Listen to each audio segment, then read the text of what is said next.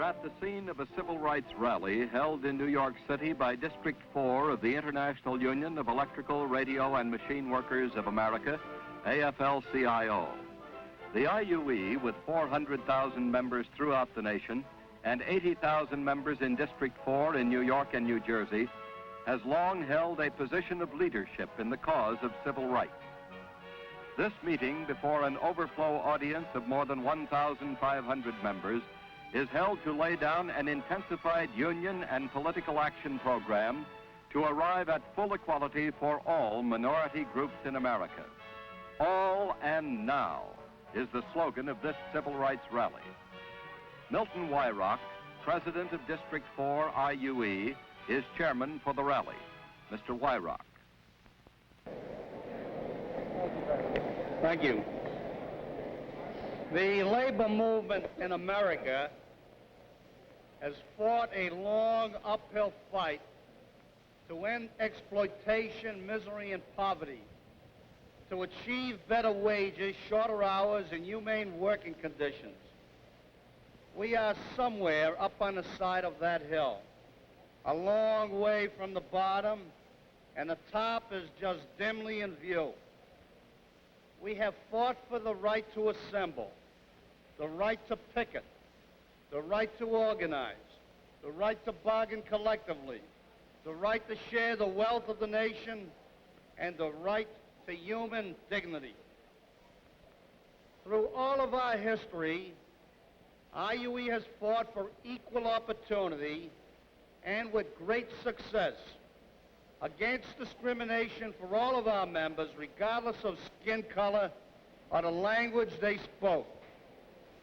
Inscribed in our contracts is the clause that all promotions, transfers, and layoffs will occur without discrimination because of race, color, creed, or national origin.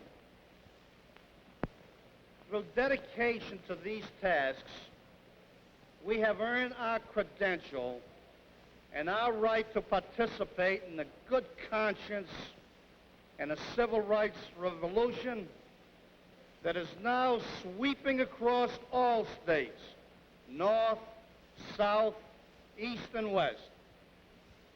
This I.U.E Freedom Rally is not a starting point for us. It is a fueling up station. We're gathering our energy to lead once again, to serve all our members and all Americans in the struggle for human decency and the absolute right to equal opportunity. And in doing so, we want to finish the job now.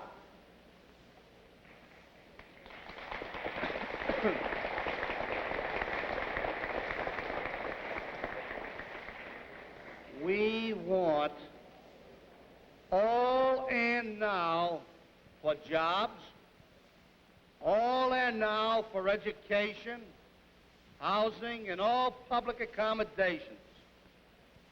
This is a time for action, and our action is geared to nothing less than the slogans that keynote this event. All and now. Make inequality illegal. Mr. Wyrock now introduces as honored guests the leaders and the children taking part in the Englewood demonstrations. Mr. Wyrock stated that by walking from the Lincoln School to the Cleveland School and sitting in at Cleveland School, these children are writing the history of our times. It is already clear, he stated, that their efforts will be crowned with victory. We hear now from Paul Sanchez, a member of Local 3, International Brotherhood of Electrical Workers, now serving as a special representative on human rights for the New York City AFL-CIO. Mr. Sanchez.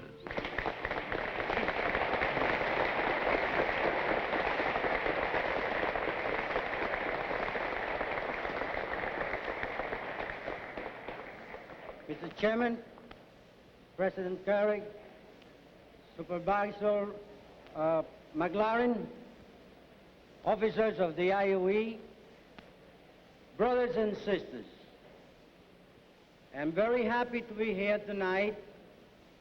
I want to take this opportunity to thank the officers of this organization for giving me an opportunity to speak at this rally tonight.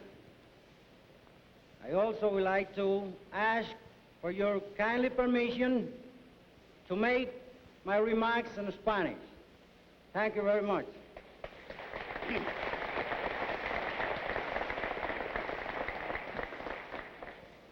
Los últimos acontecimientos raciales. Mr. Sanchez addressed the rally in Spanish, stating that recent racial events in this country have prompted President Kennedy to place the struggle for equal rights in a position of highest priority.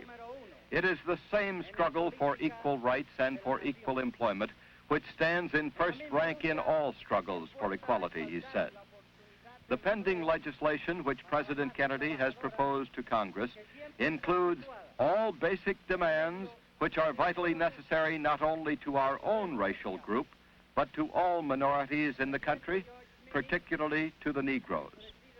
This is the most humane and far-reaching legislation since the Emancipation Proclamation. Mr. Sanchez urged his listeners to demonstrate in their neighborhoods, urge their children to finish their education, and to support the President's program through their unions and through political action. Another civil rights leader follows on the dais at this meeting of members of the I.U.E. He is Benjamin F. McLaurin, Eastern Representative for the Brotherhood of Sleeping Car Porters. Mr. McLaurin.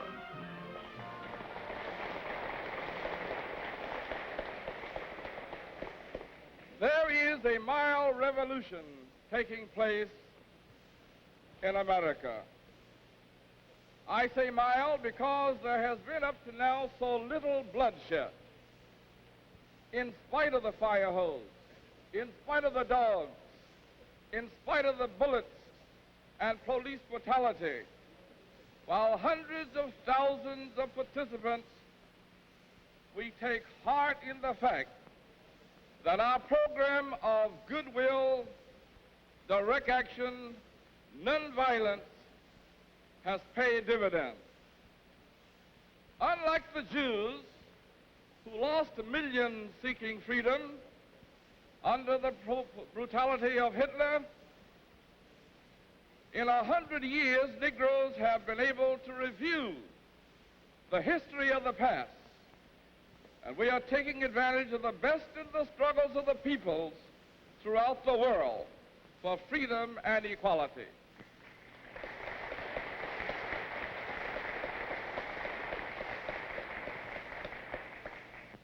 It has been said that we are pressing too hard and we are attempting to get there too quickly. I can only say that the Negro has been the most patient citizen in America.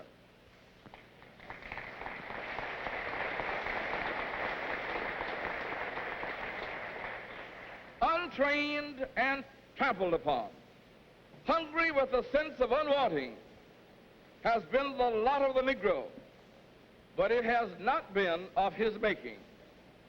We must therefore be given every opportunity that rightly belongs to us in order that we might live as Americans and not be the victims of automation revolution that now displaces large numbers of untrained Negroes.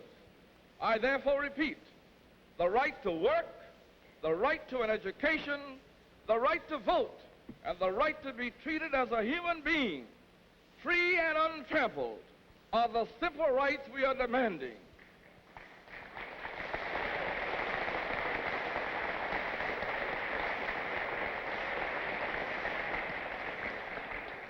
We will settle for no less because we believe our objectives, when attained, will extend the shoals of democracy, and that democracy will include Negroes, Puerto Ricans, and all American children. On, forward, and upward. Thank you.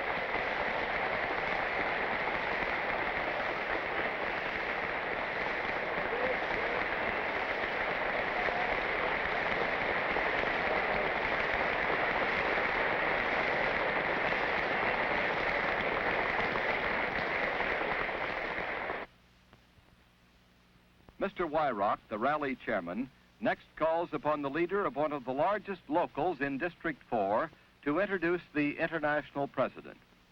Mr. Charles Folks, president of Local 431, whose local union has supported civil rights action in Englewood and throughout the nation. Mr. Folks.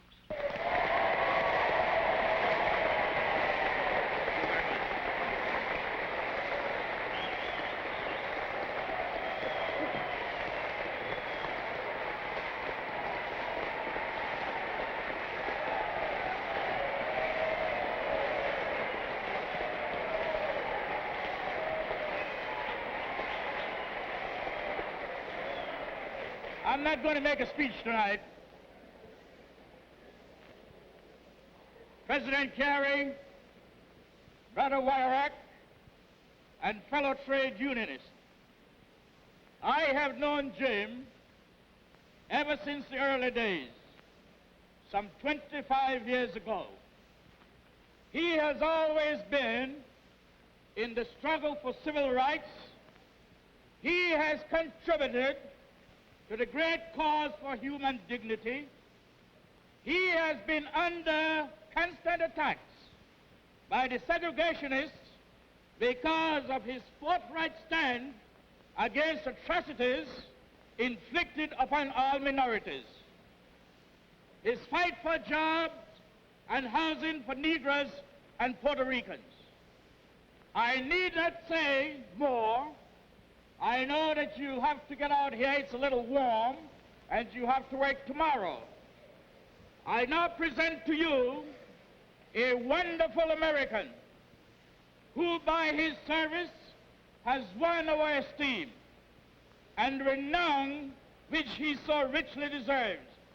I give you Jim Carey, our international president.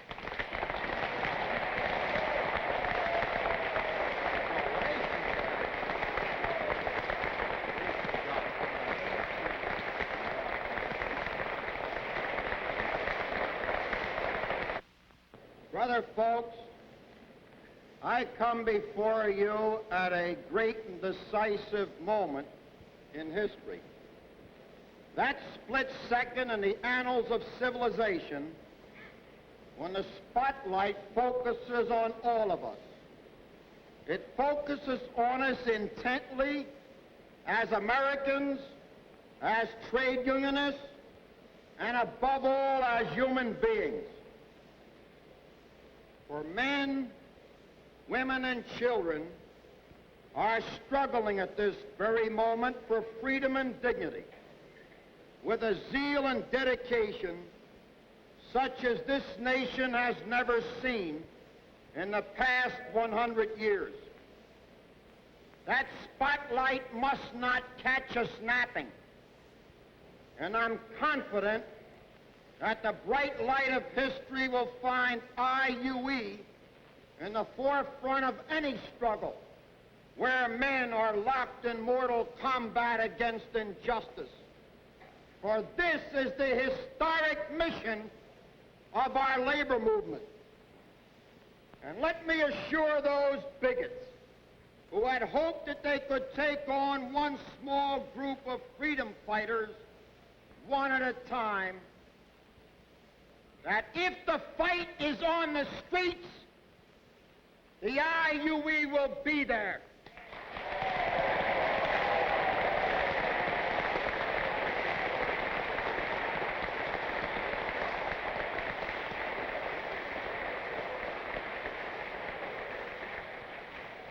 If the fight is in the councils of government, the I.U.E. will be there.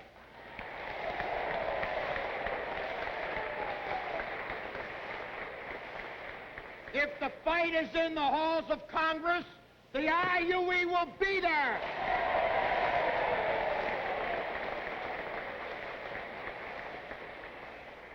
And if the fight is at the ballot box, the I.U.E. will be there in force.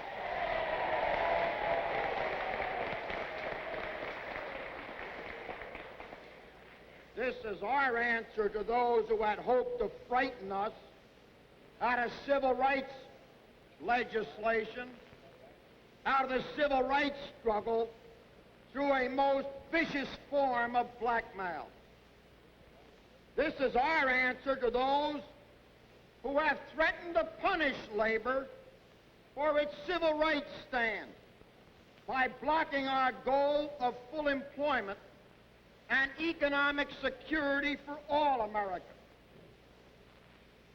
The union I'm privileged to head was established in accordance with a concept that all men are brothers, and that all men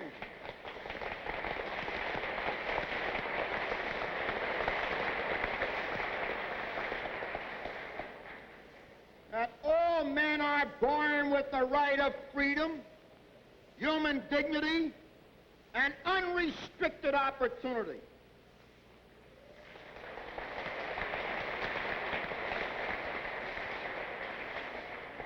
And these are not rights which are within the province of any government to grant or to deny. These are God-given rights for which every human being on earth qualifies the moment he draws breath.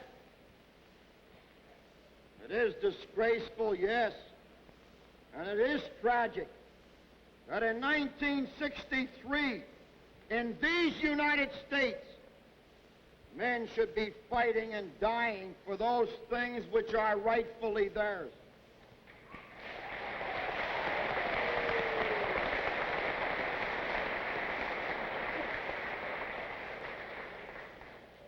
It's a matter of pride to me that great men and small in every corner of the nation have known that they could turn to I.U.E.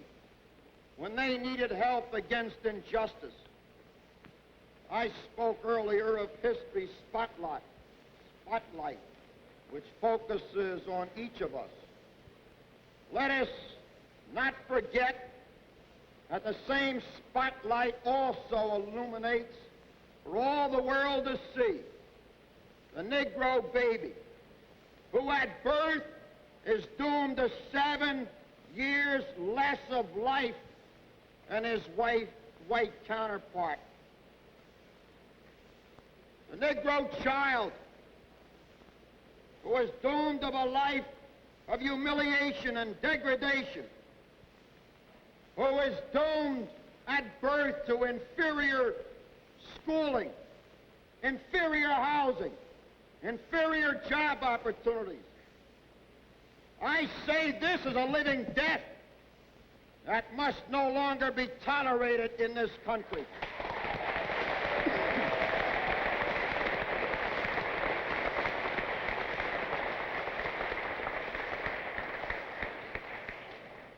From time to time, we in the labor movement have been asked which of our civil rights goals have the highest priority. And we have replied, all of them.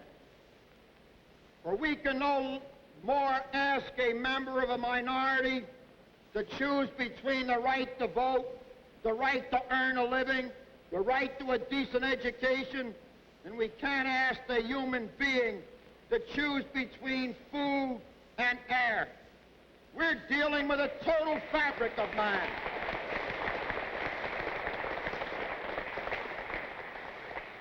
Furthermore, just as we cannot separate civil rights goals from each other, we cannot set them apart from the nation's economic goals. For to what avail is it if we win equal opportunity for employment when there are no jobs?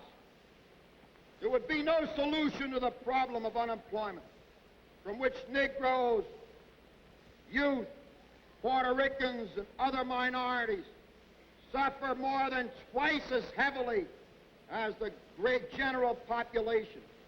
To take 3 percentage points of the Negroes' present unemployment rate, which is a horrifying 12%, and to add those 3 points to the whites' unemployment rate, which is now around 3%. Oh, this would indeed equalize unemployment figures for Negroes and whites. But that isn't the I.U.E.'s idea of progress. We must set our sights much higher. Let us then use every available means to batter down the walls that bar men from jobs because of their color. But let us at the same time, and with equal dedication, fight for a thriving economy which will provide those jobs. Let us fight unyieldingly for the right of Negroes in the South to vote. But let us make equally sure that those outside the South use their votes.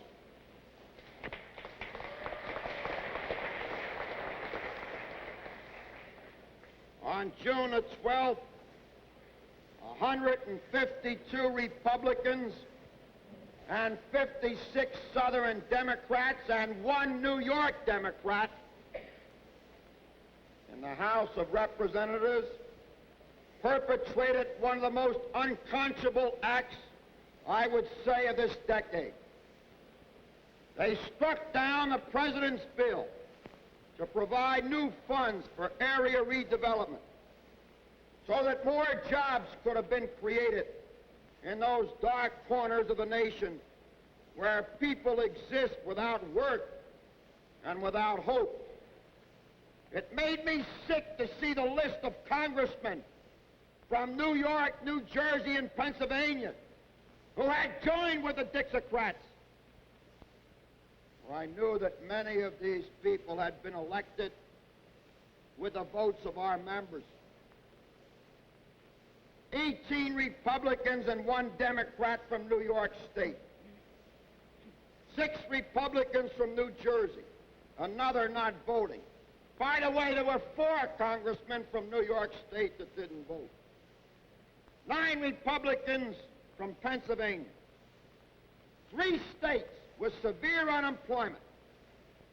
And 38 of their so-called representatives joined with a Dixiecrat lynch party or failed to vote. And I don't think there should be a single member of the Senate from New Jersey, Pennsylvania, or New York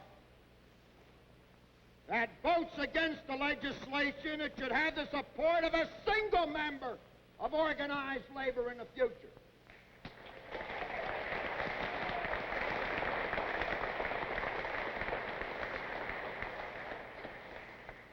If your congressman was a no vote on the area redevelopment bill, could you ask them what their intentions are when it comes before them again? Could you ask them what they intend to do about the 12% unemployment among young people in our country? Can you ask them what they're going to do on civil rights legislation? If they follow the same pattern that they've established as a disciplinary action against this administration for recommending civil rights legislation, it describes what I characterized as a vicious form of blackmail. And if you're dissatisfied with the answers you receive from these representatives in Congress, your logical conclusion would be that we don't need men and women of that stripe in our Congress purporting to represent us.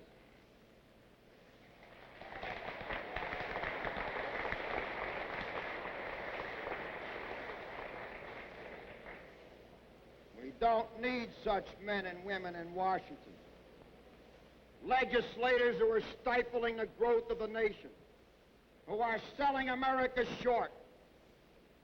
And members of Congress should not be permitted to play politics with the future of our country.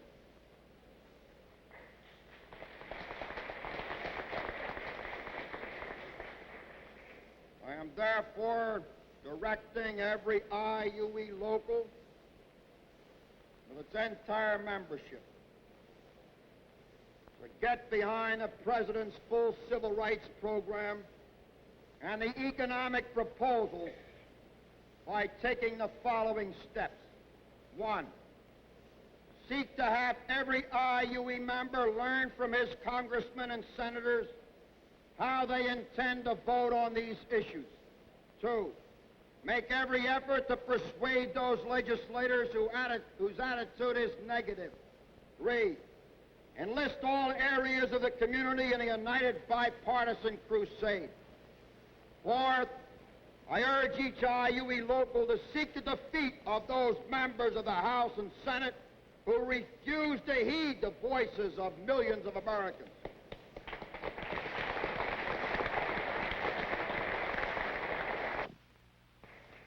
Well, we're going to act simultaneously and with greater vigor on both the civil rights front and the economic front. And it is a time when the health of the nation will not allow us to settle for half a loaf. In the year of 1963, every member of the United States Congress should be made aware that time has run out, that labor will no longer tolerate treachery, especially from those it helped to elect. Oh, sure, let us reward our friends and punish our enemies, first serving ample notice that an attack on the Negro is an attack on all of us.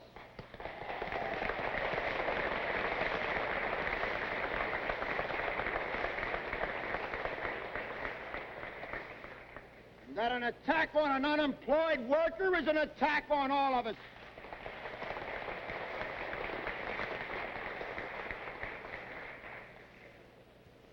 An attack on a young person or any other minority is an attack on all of us.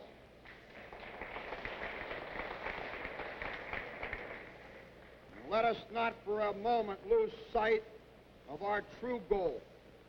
A nation which fulfills its promises of unlimited opportunity and untrammeled liberty, and no child cries of humiliation because of his color. Thank you very much.